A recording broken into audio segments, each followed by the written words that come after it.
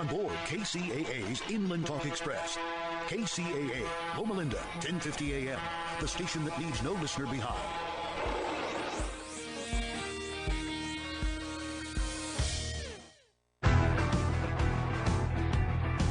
Good afternoon, ladies and gentlemen. How you guys are doing? Well, this is a new year. The last time I talked to you guys was back in November. So welcome to another episode of The Real Men of Real Estate, hosted by me, your host, Thomas F. Chappelle Jr. of the Black Inland Empire Real Estate Investment Club, as well as now the I3 Investment Club.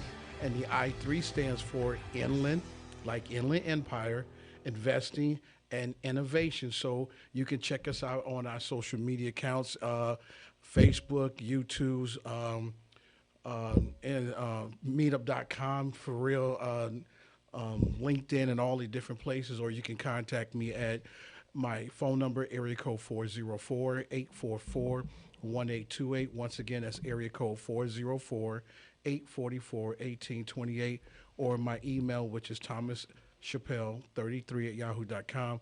Once again, that's THOMAS, C like Charles, H like Harry, A like Apple, P like Paul, P like Paul, E like Edward, L like Larry, 33@yahoo.com. I know that's a mouthful, but here we are once again, welcoming the new year and looking for big and better things happening. I hope that a lot of you guys are not flaking out on your New Year's resolution. I hope that this show will be an inspiration for you to achieve all goals today. This show is basically about encouraging people, no matter how old or how young you are, that your dreams can come true as long as you go forth and meet those dreams. My guest here today is a gentleman that I've been knowing for what, maybe 6-7 years now? Yeah, at least that. Okay. Gentlemen, ladies and gentlemen, we have Mr. Robert Fregoso. Robert, how you doing today? Hey, I'm doing wonderful. Thank you for having me. I appreciate it very much. No problem. I appreciate you coming. So let's just get right into it. Let people know who Robert Fregoso it really is, and we'll start off from there.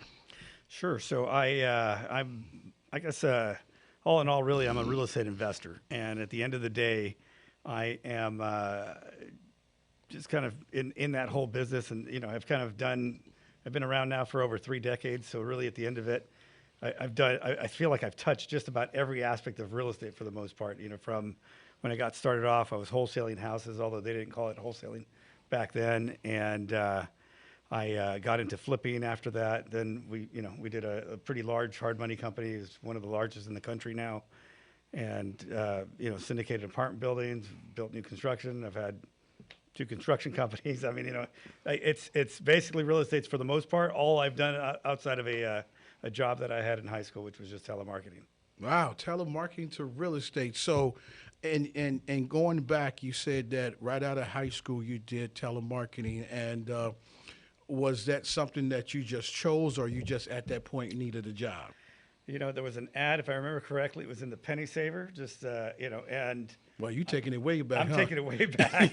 I mean, this is before the internet, right? I am aging. I should have worn a hat. But it's not seen the gray hairs. It's been great. But, I just answered an ad. And at the time, it was an election year. And so, or a coming election year. So they were looking for political surveys is mostly what we were doing. And shortly after that, just a chance meeting, I met another real estate investor at a mall, and he kind of turned me on to real estate investing. I had an uncle who'd done really well with apartment buildings. And so, it was interesting to me. And he just kind of took me under his wing and showed me what to do. I didn't know anything better. So I just went out and started doing it, and, actually, initially he probably failed for the first, I don't know how long now, but I do remember my mom at one point saying, like, are you going to get a job again? But finally I got into a groove. I figured some things out that worked, and then the rest is history. Okay. So, tell us about some of the challenges that you had in doing this when you just got started. So, a lot of times, trainers and coaches, what they do is they really tell you to kind of fake it till you make it, and go out there and just start making offers or knock on doors or do whatever and send out flyers was really popular back then. And, I was a senior in high school, so I was still 17 years old. I wasn't Wow. 18. I wasn't 18 yet.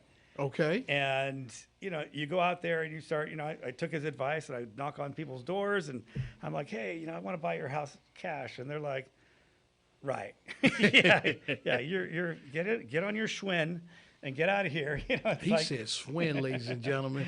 How many still remember Swin? All right. Huffy, I don't know what's out there now. Trek, is that what it is? All right. But, I think that at the end of it, I got into my groove and I figured out that honesty was the best policy. And I just said, listen, I work with an investor and I was door knocking foreclosures. And a lot of people deny that they're in foreclosure. And what I did is I pulled out I had to carry the newspaper because it wasn't the internet back then, right? Right. So I'd carry the newspaper and I only knocked on the ones that were filed that day. Okay. And so in many cases, they hadn't even got their notice yet. And I would just tell them, like, well, I'd pull it out of my paper or my back pocket. I'm like, well, this is you, right? And they'd look at me and they're like, yeah, they filed, huh? I'm like, yeah, listen, I'm not really here to sell you anything.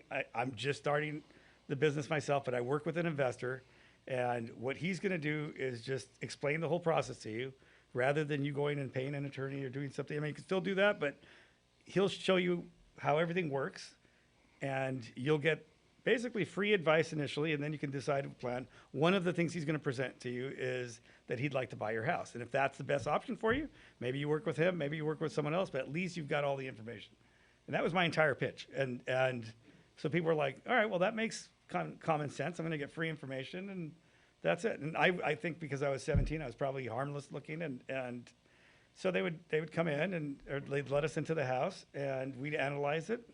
And a very high percentage of those people back then, this was 1989, would agree to sell us the house. And in many cases, they would do it subject to, and he had his whole kind of system that he would do, and he'd end up paying me for the lead and so forth. And that's kind of how I got started.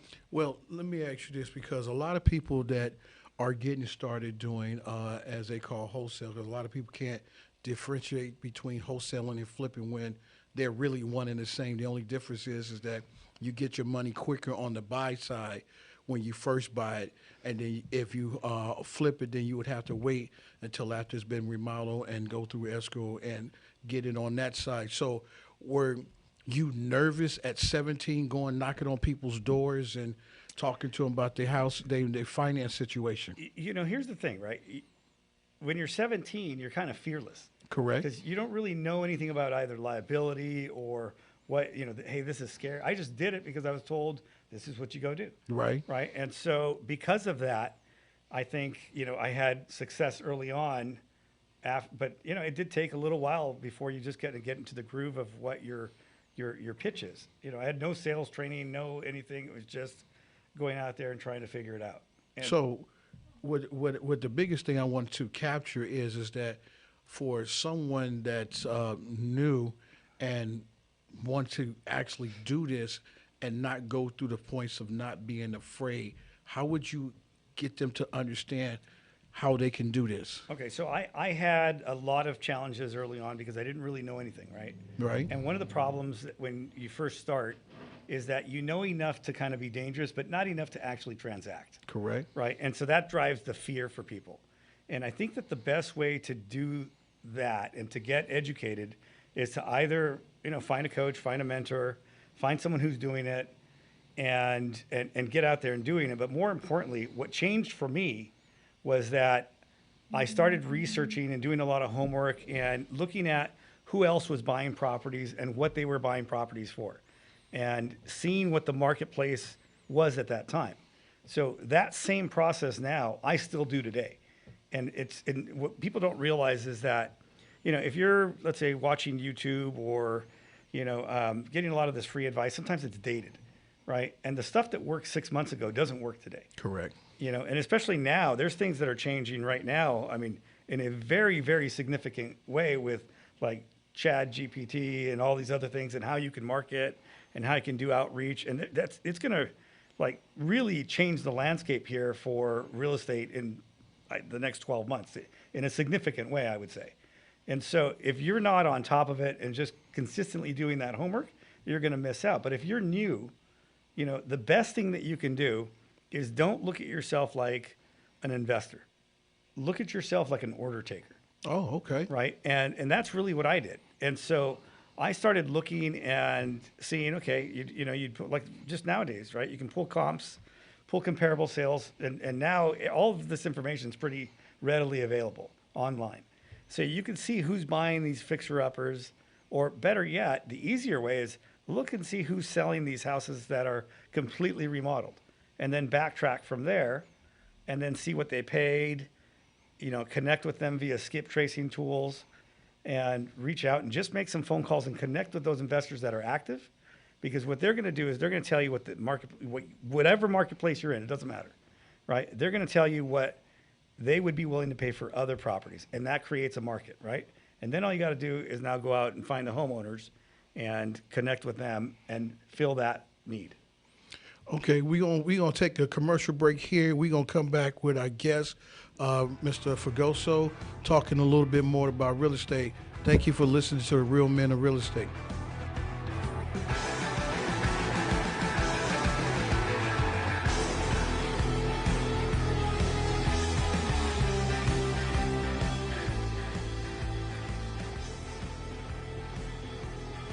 The toughest part in the lending process is patience. Like I tell all my clients, once you get those keys in hand, it'll all be worth it. Everything that they said they were going to do, they did. I saved so much money working with First Lending Solutions. I love my new house. I couldn't be happier. So reach out to me at First Lending Solutions so I can help you get started. You can contact Defina Miller with First Lending Solutions at 951-973-0123, definamillermortgage.com. Fire Up Connect is the most innovative business networking group, supporting and collaborating with a dozen of small businesses that are interested in building and establishing strong business connections, hosting educational live seminars while carrying out business and community-driven projects, as well as marketing programs as a part of its membership program. Fire Up Connect also offers virtual assistance with a wide range of services including inbound customer support, chat support, appointment setting and email management, graphic designing, video editing, web design and development, social media marketing, e-commerce solution, content writing and much more. For more information, head on over to www.fireupconnect.com. Fire Up Connect, helping success stories unfold every day.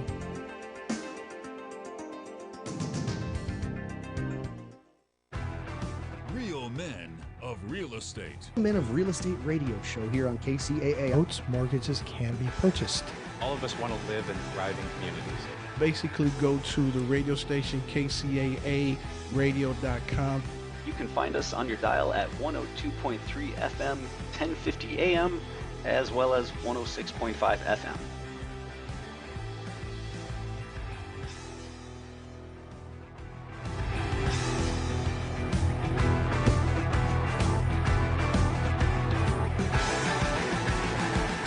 Welcome back to the Real Men of Real Estate radio show hosted by me, Thomas F. Chappelle Jr. We're here with our guest, Mr. Robert Fregoso, and we were talking about before the commercial break about wholesaling, and wanted to elaborate because I know most wholesalers come into this business just looking at the money, and they get caught up because they need to make money now. When I got started, I was in my late 40s and I had no idea what the hell I was doing. And the fact is that my first wholesale deal, I was supposed to get $5,000, and the guy kept telling me, "Oh, you're gonna get $5,000." And then when the dust settled, I got $2,500. Now I was a little disappointed, not just because I got the 25, because I would have been excited. It was my first deal if he had never told me the amount. But when he told me, yeah, I got a little disappointed. But I turned around and said to myself, "This is not the last time I'm gonna see this kind of money," and it made me go further on, and just being able to stay due diligent and just not give up on this. A lot of people do turn around and give up because the money's not right to them. You know what I'm saying? So what do you say to those kind of folks? Well, I mean, I think the first thing to do would be not to pigeonhole yourself into whether you're a wholesaler or a, rehabber, a flipper, or, a real estate agent, or whatever sector you're in, a lender, anything. I think really if you're in the real estate business, you should be in the real estate business and not a employee of the real estate business, right? I like that. I like that. So, you know, investing is going to be a big part of that. But, you know, to answer your question about the money not being right, I think the first thing is that you just make a dollar, right? If you, whatever you make, you can multiply that, you can replicate that, and then you can create your systems to be better at it. You know, just the fact that you can make something out of basically nothing, right? Because most people, the majority of America is a 9 to 5. Correct. Right. And they're trading time for dollars. Correct. Right. And that's, you know, if you're an entrepreneur, you know, you'd rather make less and not do that because eventually you have the opportunity to make more. Exactly. And I think that for most people, just get to the point where you can transact something and make something. Forget about the dollar. Forget about that. Hey, you're going for 50,000, 100,000, whatever it is. Get your first one done so you can see it all the way through, and don't let the dollars like either excite you or disappoint you. Just get that done because the whole thing is not about that dollar. Because listen, if your first deal, let's say your first deal was $100,000. Okay. Right, and then your next deal is $5,000.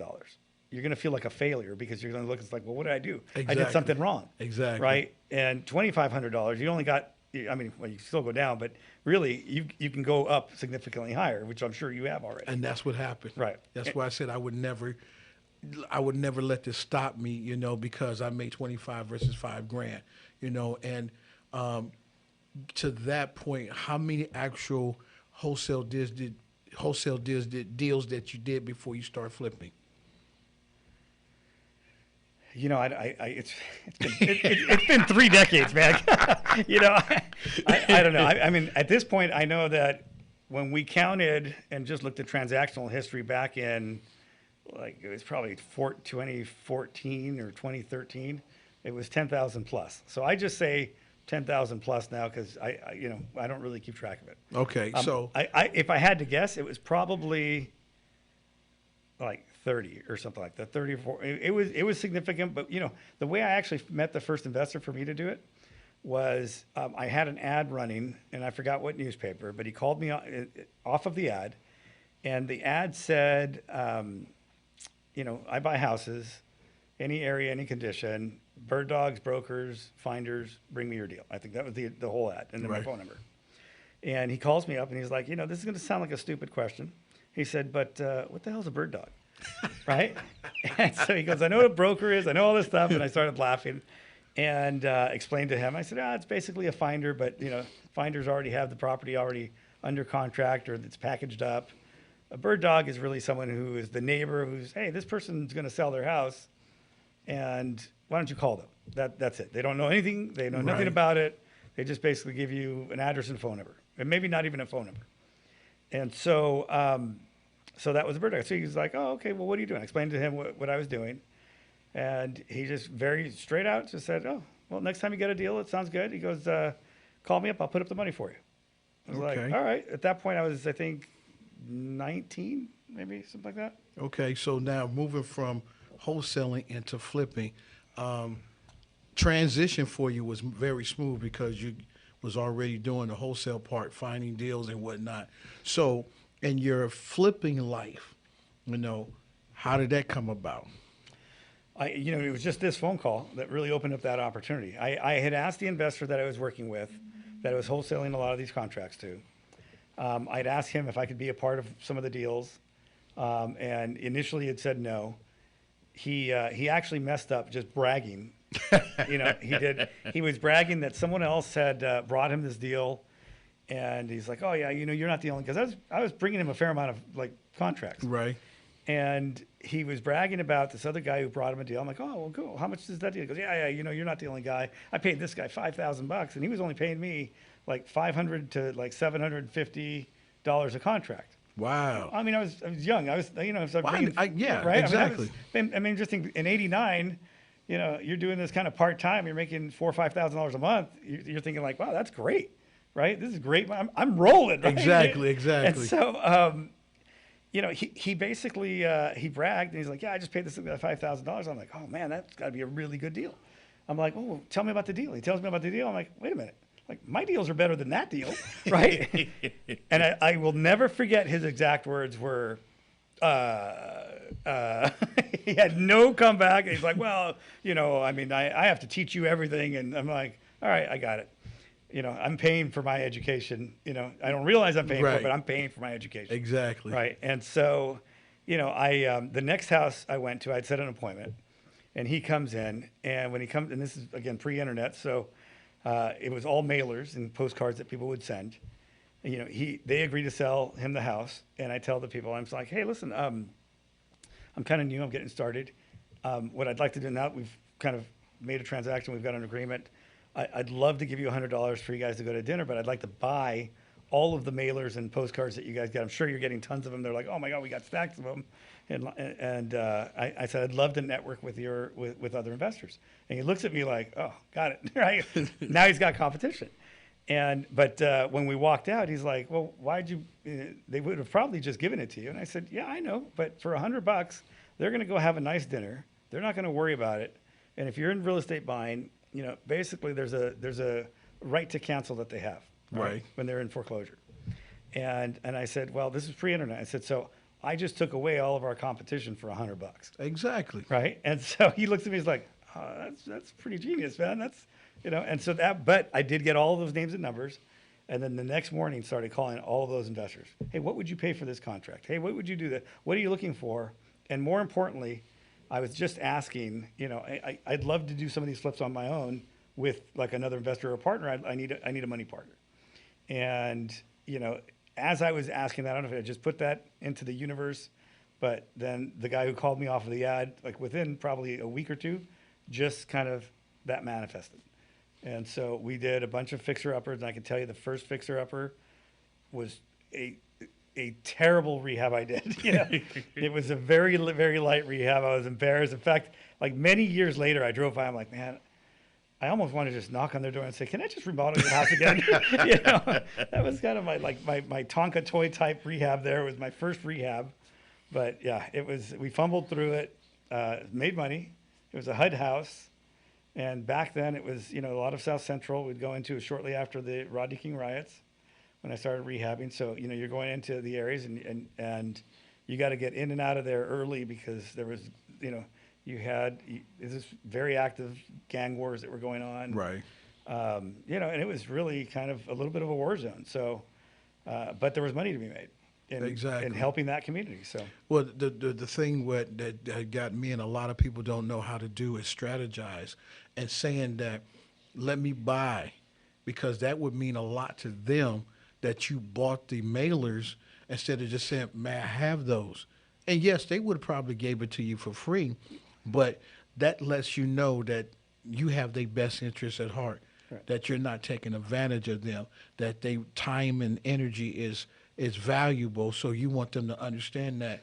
And that's the one thing people that you want to do, especially if you're getting started off, you want to find different strategies. I mean, it's cool to hear what the so-called experts are saying, but tailor make it to yourself instead of just doing it like everybody else. It's just like singing, you know. You want to sing your way and not sing it the original person did, because you might lose audience that way. You know, if you sing it your way, you might gain more audience than you lose because you're going to screw it up. The same thing here. You're going to gain more people, and after that, you took all that, and then you turn around and made it a success.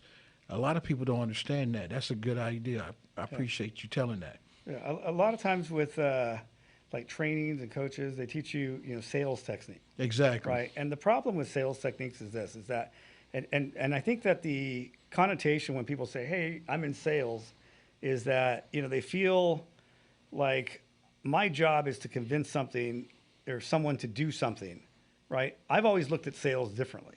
I don't look at sales like I don't have to convince you or con you or to buy this or to sell me your house. Exactly. Really, I mean, I look at myself more as a problem solver. And at the end of the day, I'm just looking for transactions that are going to transact.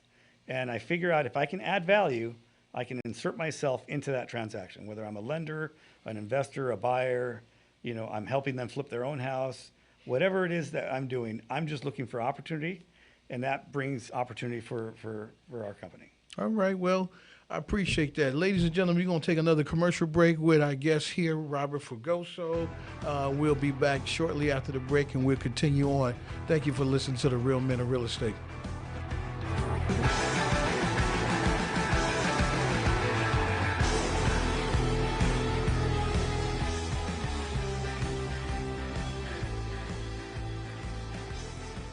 The toughest part in the lending process is patience. Like I tell all my clients, once you get those keys in hand, it'll all be worth it. Everything that they said they were going to do, they did.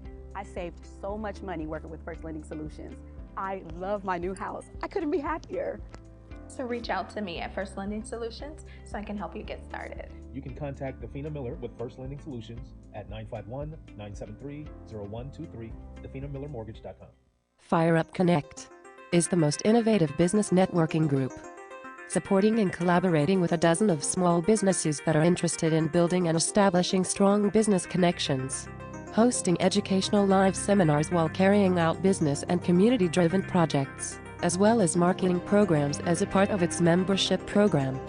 Fire Up Connect also offers virtual assistance with a wide range of services including inbound customer support, chat support, appointment setting and email management, graphic designing, video editing, web design and development, social media marketing, e-commerce solution, content writing and much more. For more information, head on over to www.fireupconnect.com. Fire Up Connect, helping success stories unfold every day.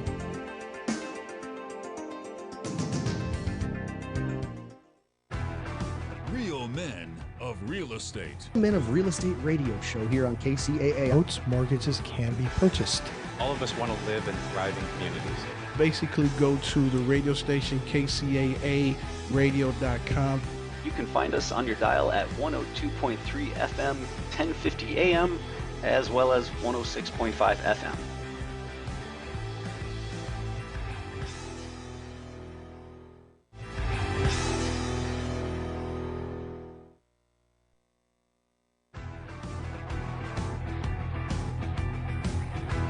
The Real Men of Real Estate, hosted by me, Thomas F. Chappelle Jr., with our very special guest, Mr. Robert Fregoso. We was talking about where we left off for the break, talking about flipping.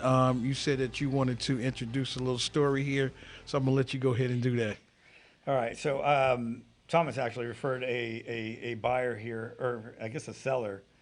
And, you know, there's so many things that just happen when you go through houses. And some of these houses, as I'm sure you've been in, that are just terrible. And this Exactly. This was actually not bad. So the particular seller wanted to sell the house for more than we could pay on a cash basis. So again, like we mentioned right before the break, is part of being in sales isn't to sell and try to convince this guy to sell for something that, you know, he doesn't want to sell, right? That's not really being an investor.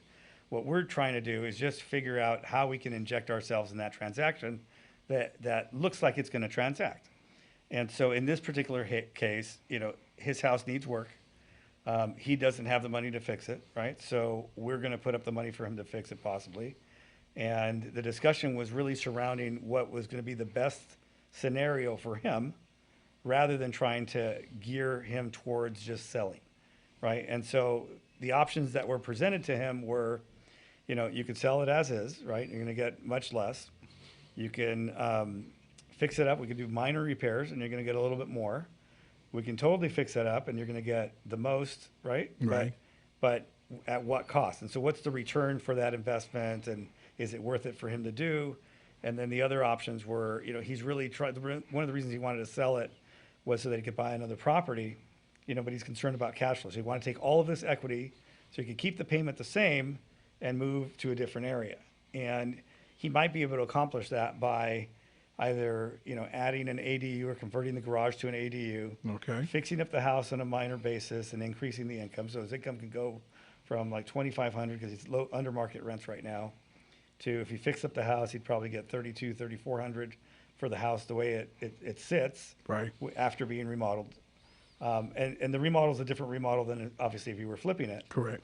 But if you added an ADU, we figured out he might get an extra $2,400 for that ADU.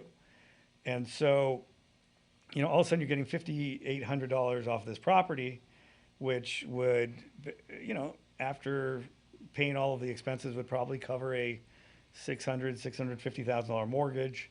The cost of everything, might only cost him, $200,000 or something like that. And so he owes $280, so he's into it for $480. He can cash out some money, possibly still buy another house, have a positive cash flow here, and accomplish everything he wants to do. But now he's got 2 properties and tenants paying down this debt. So when he gets ready to retire, he'll have more equity. Okay. And so, again, going back to it, I think at the end of the day, most likely what's going to happen is he's going to probably sell the house, because I think he's concerned about the payment on the other side. He'd rather just have more cash and more equity. But presenting all these options to him, kind of shows that, like, for us, we don't need to transact every single house. Correct. Right? That's not what we're trying to do. What we're trying to do is establish relationships and figure out the best thing that would make the best sense for this particular person. And ultimately, it's their decision with what they want to do. Our job is to present options. Exactly. And I think that once people see that, you're not pushy and you have their best interest in mind, even if that transaction doesn't transact, that they're going to give you referrals. I mean, I get phone calls from people that are like, hey, I don't remember who mentioned you, but so-and-so, somebody mentioned you, and I'd always written it down in case something came up, and something's come up. Exactly. So let's switch gears real quick. You've been in the loaning business. How did you get into that? So, shortly after, I started wholesaling, then flipping. And then after flipping, back in 91, you had the S&L crisis. Right. And so during that recession, there was an opportunity that was created shortly after that, because we had a lot of base closures here. Aerospace left, in large part, left California, and there was a net negative migration to California. So it means that more people were moving out of the state that were moving into the state. Okay. And because it happened so rapidly, the vacancy rate went up to like 13, 15%. And if you want to know what that means the percentage of apartment units that are available that were vacant that couldn't get rented out. And so because of that, lenders stopped lending on commercial properties because the vacancy rate was too high. Right. And so that created an opportunity for cash investors to buy these apartment buildings for really less than it would cost to build them. And so, give you an idea, one of the buildings that just comes to mind, there was a property on Chestnut in Long Beach. We purchased, it was a 16-unit, 1972 built, 3-story, all 2-bedroom units with an elevator. Wow. That we purchased for $225,000. This is a 14 or 16,000 square foot building, right? So you couldn't build it for less than probably $500,000 or $600,000 even back then. Right. And and so we had an opportunity to buy this. It was like 80% vacant, and and it was very difficult to get tenants. And so what we did is we said, okay, well, let's put together the money. We had some investors that were helping us putting up money for us to flip properties. We presented this, and we basically syndicated the apartment building. Although I didn't know it was syndication back then, we probably didn't even do it right because we knew everyone. But shortly after, we started doing it more properly.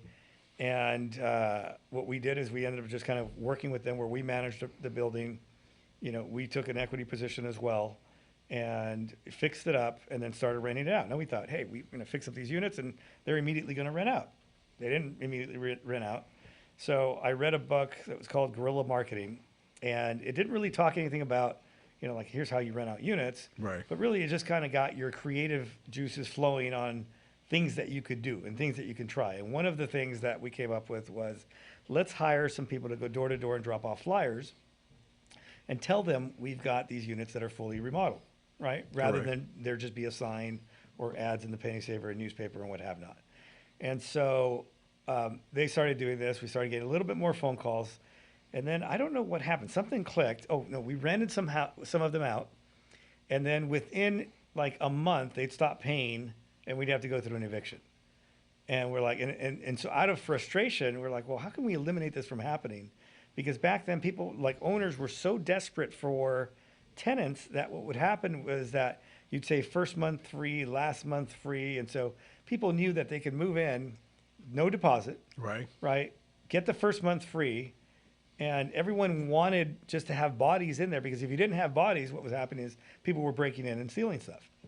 And so you wanted to have bodies in your building so that that wouldn't happen. So we figured out, it's okay. So these people, and we called them, what did we call them back then? We called them like bouncers or something like that. We call it, I forgot what the exact term we were using, but basically these people would, if you went to their existing unit, when we were handing them a flyer, they had like a lawn chair, a cooler, and a TV, right? They didn't really live there, right? They were just bouncing from place to place. Right. Jumpers, that's what we're calling them, jumpers. And so anyhow, so we said, okay, let's change our strategy on the flyers. And it was during Christmas time, and so we gave the flyer guys, we're like, look, you're gonna have a red flyer and a green flyer. And the green flyer, you're gonna give the people that clearly have lived there, and you're gonna start asking the question, how long have you been here? And so if they say they've been there for like 2 or 3 or 4 or 5 years, give them the green flyer. If they say, oh, they just moved there, and they take the flyer, give them the red flyer, right? Because those are the jumpers. We don't want them. Right, exactly. And so that really started like helping us keep these buildings occupied. And so what we started doing is you know, if they had a green flyer, they'd call up, and we're like, oh, what color was your flyer? Oh, it's green. Great. And it's like, we're asking just because the guy gets commission, right? And so they would tell us, and you know, we'd say, oh, great. You know, he spoke really highly of you. You guys are already qualified. You know, we're willing, you know, we'll rent you a truck, you know, we'll give you, you know, X amount of dollars for it. Because we knew that tenant, especially when they had been there and they said, oh, we've been here for 7 years. My landlord doesn't take care of our unit. Ours has new appliances, new carpet, all this. And we're like, look, we'd love to have you. And, you know, and they're long-term tenants. We knew they were going to stay long-term with us. So when we went to go, you know, initially we were just planning on keeping these buildings. And in hindsight, we should have kept all these buildings. But you know, at the point where, you know, you're now I'm in my early 20s, and at the time I'm living on the beach in Newport, you know, going to Long Beach when there was a tenant issue was just not fun. And right. We were only making, even for the 16-unit building, we were making, I mean, it was all positive cash flow. We had the building free and clear. The investors were getting their percentage of whatever the income was, and that was their return on investment. We were making our management fee plus the balance of whatever the equity was. And, you know, when we looked at this, we thought, all right, we could make $3,000 basically in perpetuity, or, you know, we have the opportunity here, we can make, you know, like $300,000 just flipping this. And we're like, well, that's a lot of months worth of income, right? And so one thing you don't realize when you're that young, and this is advice I wish someone would have told me, was that time goes much quicker. Like, you don't have the time you think you have. Right. You know, it goes so quick. And for those of you who have kids, understand this better. You know, if you're younger and you're just starting out, you don't quite get it. But believe me, time flies by so quick. We should have kept the $3,000 because that was increasing every year, right? And, you know, but we took the 300 because we're, you know, selfish, stupid kids, right? And so, so we made great money, and we thought, wow, we can start flipping these apartment buildings. And what we did is we got the commercial brokers in the area to buy into our technique as to why our buildings were worth a lower cap rate, because we had longer term tenants, whereas the other buildings had high vacancies and also had, you know, shorter term tenants. And they're like, well, you know, the initial thing was, well, your tenants have just moved in. And we're like, yeah, but all of our tenants have been at these other places for a minimum of 3 years. And, you know, you can't say that about your other remodel buildings. Exactly. And so they agreed, and they would sell that to their buyers, because their buyers who were looking for this didn't want headaches. So our buildings basically had less headaches from a tenant perspective than other buildings that were for sale. Oh, good strategy. Once again, good strategy. Ladies and gentlemen, we're going to take our last final commercial break here. We're going to be back with our guest, Robert Fragoso. Thank you for listening to The Real Men of Real Estate.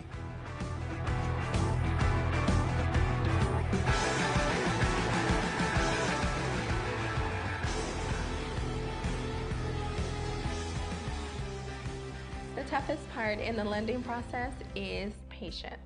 Like I tell all my clients, once you get those keys in hand, it'll all be worth it. Everything that they said they were going to do, they did. I saved so much money working with First Lending Solutions. I love my new house. I couldn't be happier. So reach out to me at First Lending Solutions so I can help you get started. You can contact Defina Miller with First Lending Solutions at 951-973-0123, definamillermortgage.com. Fire Up Connect is the most innovative business networking group, supporting and collaborating with a dozen of small businesses that are interested in building and establishing strong business connections. Hosting educational live seminars while carrying out business and community-driven projects, as well as marketing programs as a part of its membership program. Fire Up Connect also offers virtual assistance with a wide range of services including inbound customer support, chat support, appointment setting and email management, graphic designing, video editing, web design and development, social media marketing, e-commerce solution, content writing and much more. For more information, head on over to www.fireupconnect.com. Fire Up Connect, helping success stories unfold every day.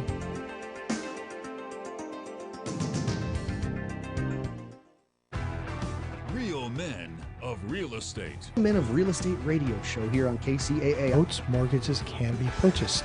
All of us want to live in thriving communities. Basically, go to the radio station, KCAA radio.com. You can find us on your dial at 102.3 FM, 1050 AM, as well as 106.5 FM.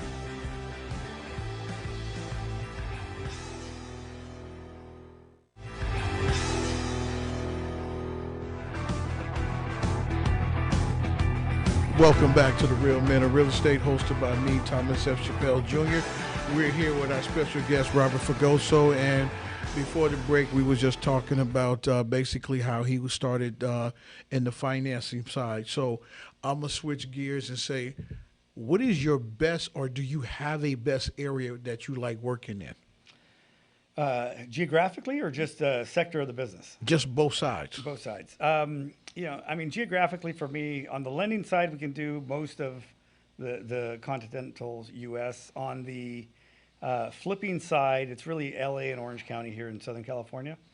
Okay. I like Southern California. I like to do the flips that are close. I was doing Northern California, and I kind of got away from that, only in that their labor rates kind of went crazy, and it made it really tough to transact and get things fixed up on a timely basis. And so locally there's more available. I've got more teams here, so it's easier for me to do the flips here. So what makes Long Beach and Orange County? Is it because of the beaches or what? No. Just all of LA County. I mean, we've got stuff that is anywhere from like low end in LA to I will actually right now we sold that one, but most of my houses right now will resell for above $1.2 million or $1.3 million.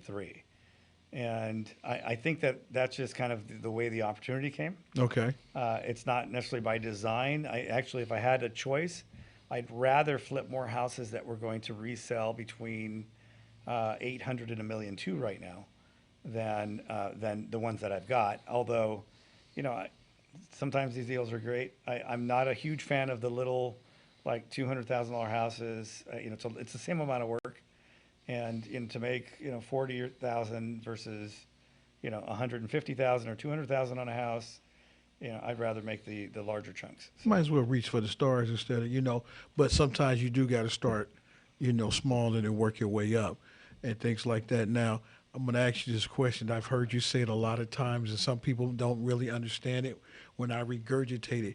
You said one time that you don't start a business to keep it, you start a business to sell it. Now, expound on that for me, please. So, with Anchor Loans, I think one of the things that we realized when we finally sold the company was that we could have built it twice.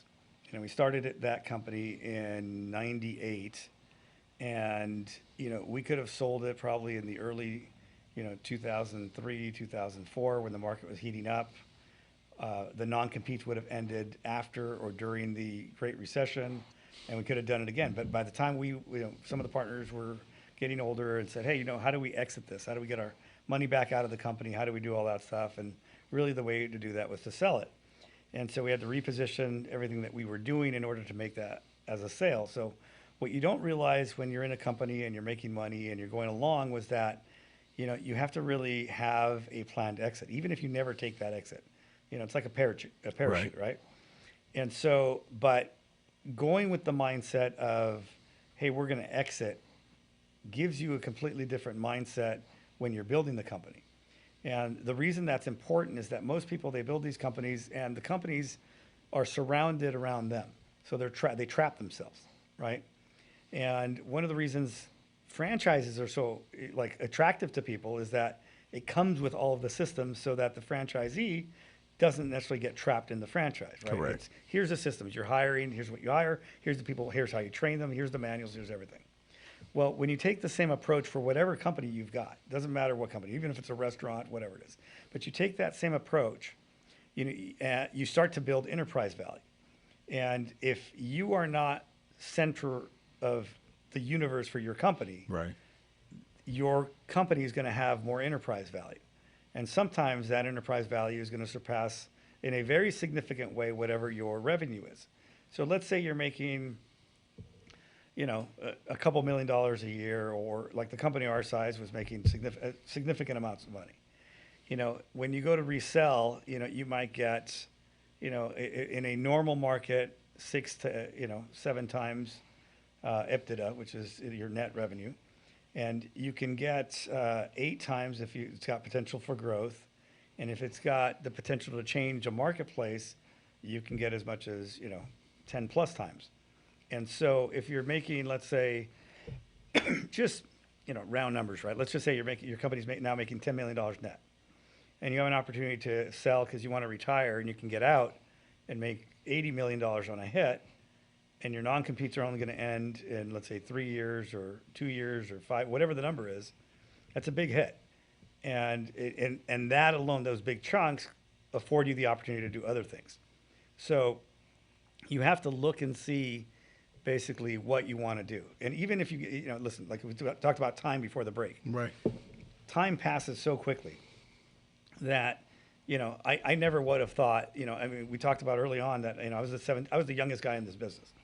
And, now I'm like one of the veterans, right? I've got more transactions under my belt than most people. And, that happened in the blink of an eye in my eyes, right? In my world, that happened unbelievably quick.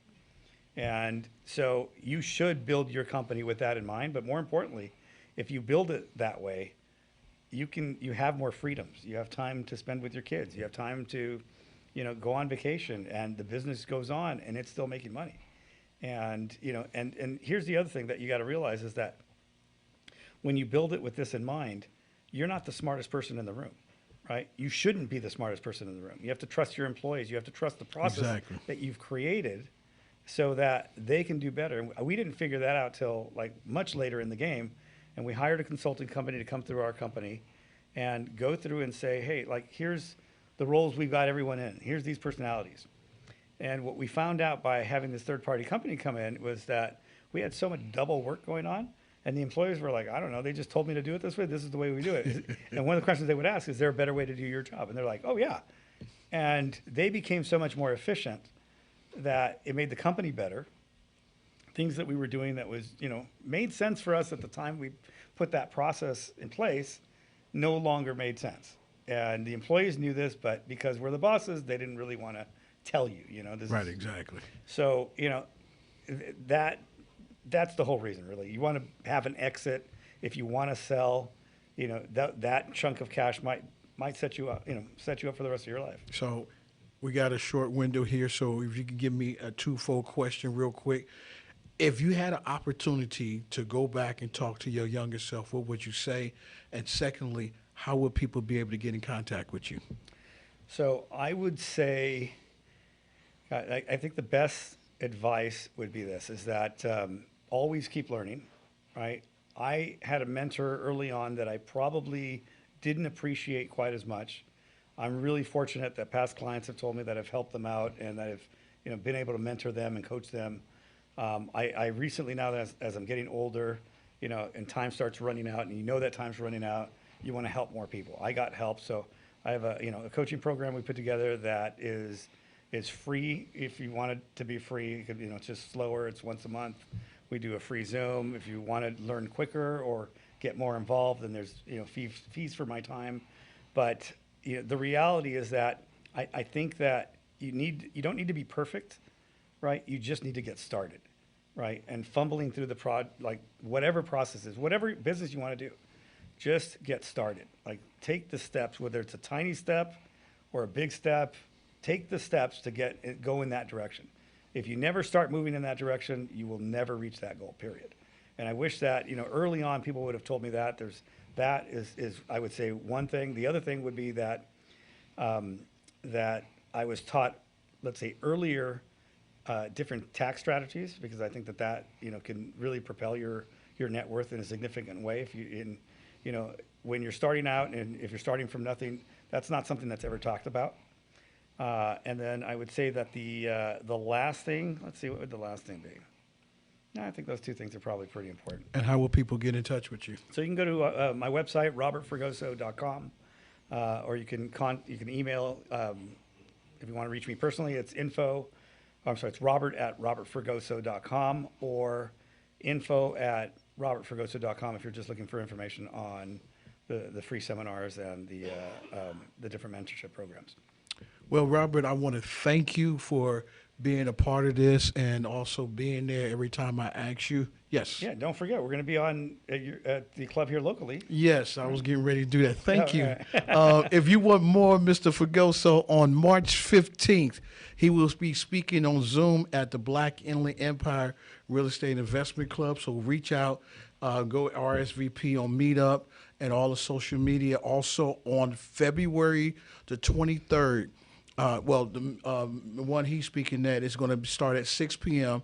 for Pacific time, 9 p.m. West Coast time. We can catch it on Zoom. Just go ahead and RSVP. On the 23rd of February at 6 p.m. to 9 p.m., we'll be at Epic Event Center doing the Business Expo.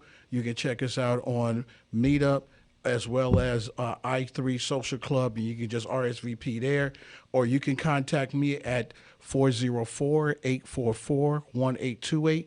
Once again, that's area code 404-844-1828, or you can email me at thomaschappelle33@yahoo.com. Once again, that's THOMAS, C like Charles, H like Harry, A like Apple, P like Paul, P like Paul, E like Edward, L like Larry, L like Larry. I thank you once again for tuning in. Want to see you next month. I'm not sure who my guest will be, but please look us up, Real Men of Real Estate. You guys enjoy. Thank you.